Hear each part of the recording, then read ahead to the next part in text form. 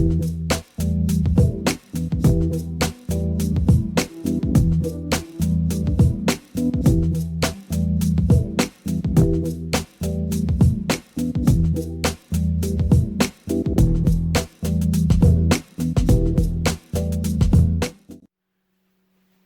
everybody, welcome back. James here again with you, and today I want to give you three of the most basic air gunning tips that I have found that makes me the shooter that I am, especially shooting or getting back into shooting spring break barrel air rifles. This video is made towards the ones who are having trouble or trying to get the most out of their break barrel air rifle. I still see it to this day on both channels, STKO and this one, that people are commenting and emailing me questions saying that they can't get their break barrel air rifle to shoot well. So keep watching and let me show you. So as we all know, at least I do, a lot of people get a bad taste in their mouth because of shooting a break barrel air rifle versus a PCP pre-charged pneumatic air rifle out of the box and having difficulty trying to get it to shoot well. So I wanted to do this video again to give you guys 3 tips on showing you what I know and what's helped me along the way. And I thought it was basic knowledge, but I cannot find this stuff anywhere to show you, or articles and stuff like that to give you resources on how this is so critical, at least for me. And backing that up with shooting footage in this video, I'll show you what I'm talking about. Besides the normal stuff that you hear about shooting, the best pellet, finding the best pellet and all this and that for your air gun, none of that stuff really matters besides getting the basics down. And what I mean by that is with this break barrel air rifle, since I've had it, and this is a Gamo Fox Swarm, this has made me such a better shooter in the time that I've had it, because I'll show you what I'm talking about. So I'm going to start in 3 sections of this rifle and tell you why it's so critical to follow this to make you a better shooter with these style air rifles. It doesn't matter if it's this one or any other style break barrel air rifle. I have people emailing me and commenting on my videos telling that they've tried stuff that I've shown and it's helped them way out, even though they've been shooting for years. So again, I'm going to show you 3 parts of what makes this gun and many others that I have shoot well, break barrels. So your buttstock, your grip and trigger here, and your forearm. So starting at the buttstock, nobody ever talks about this, but this is a crucial and probably the most critical point when shooting a break barrel air rifle. So when you get it shouldered, you can see my arm here. So if you put your thumb in your shoulder, kind of like a little exercise for you guys to try. You put your thumb in your shoulder and you move your arm up and down, you can feel your muscle move. Where it's down, it's more out, and you lift your arm up, it goes back in. Same thing happens when you put your stock, your butt pad, in your shoulder. Make sure you always put it in the same place, so consistency is number 1 if you're always trying to shoot or get the best out of your gun. So doing this before even shooting the gun is good practice to figure out your gun. Just like this. So as you do this, the gun wants to turn if you have your elbow down. If you have it out, it's more streamlined and centered. And we all know, if you don't, triangles, look at my arm, perfect triangle to the stock, parallel triangle is the strongest shape. So if you're shooting with your elbow down like this, and I'm going to replicate recoil, the gun wants to go up and to the right.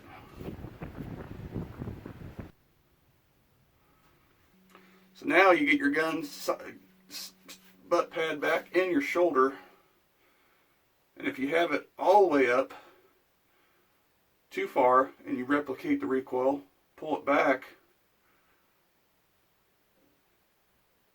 Now you pull it back and you can see the scope as you replicate the recoil wanting to move to the left.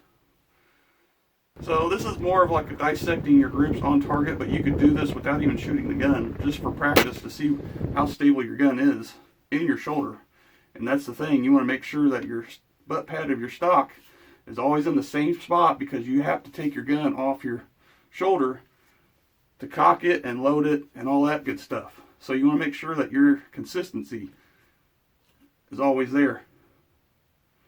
So the more streamlined your hand is, if you're lefty or righty, you always want to make sure that it's as straight as possible. And if you replicate the recoil, the gun should come right back.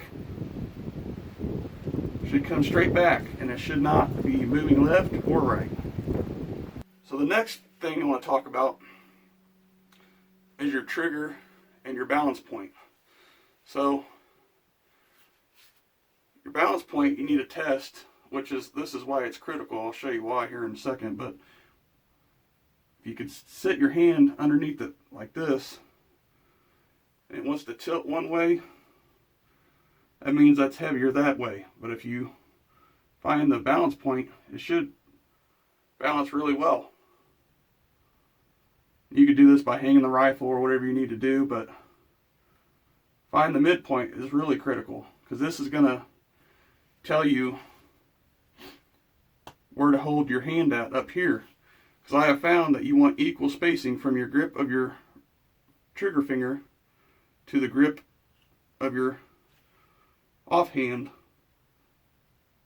Whether you use an artillery hold or a bag really doesn't matter to me, but I've been shooting this gun with the hand underneath the whole time. And also, last but not least, your trigger pull. Now when you replicate that recoil, when you have your arm up and straight like that, streamlined with the rifle, and you're jerking it right back, guess what? You're not squeezing the trigger, you're jerking the trigger, because that's what happens to the gun when you're shooting. The piston itself doesn't roll or squeeze through the compression tube, it just jolts. So if you're doing the controlled jerk every time, again, which I've had many people comment and email me about this, saying that it actually worked for them, that's awesome. So with a gun cocked and everything, you get your shoulder again lined up. Now I like having my face closer up to the scope as much as possible.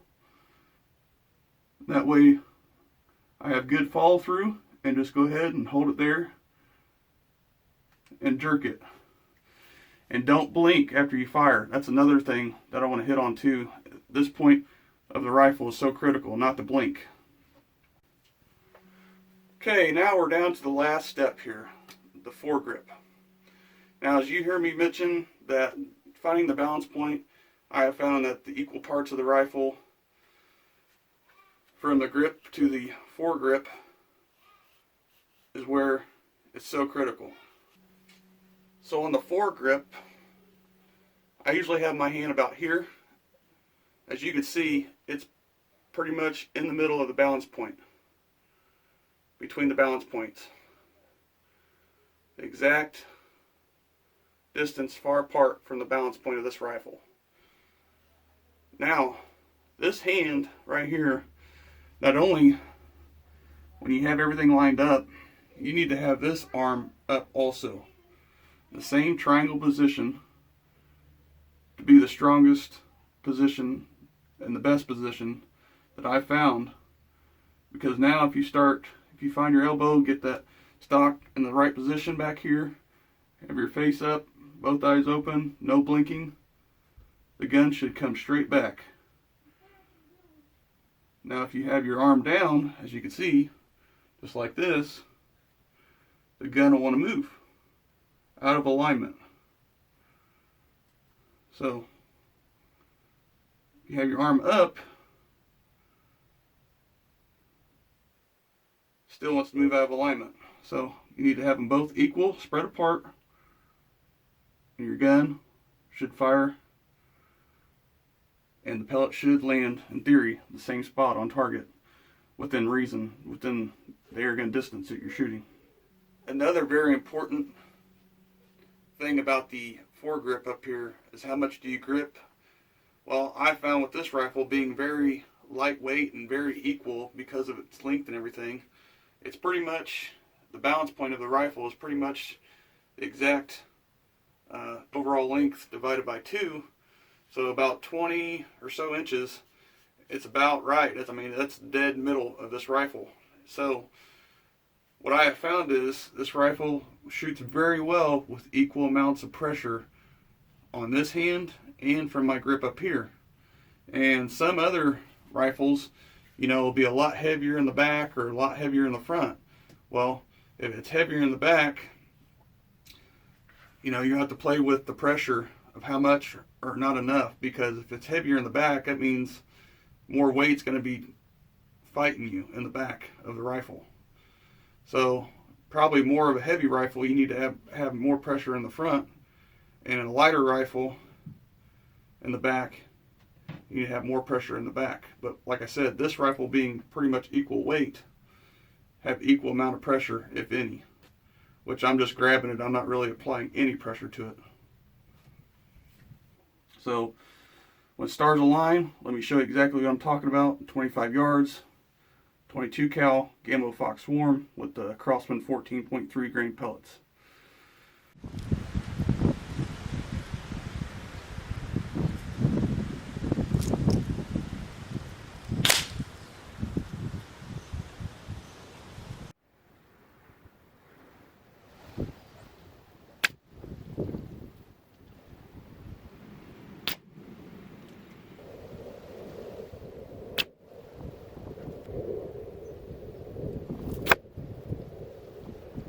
As always, guys, I hope this video helps.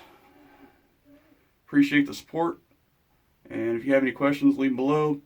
You can send me an email, as always. See you on the next one.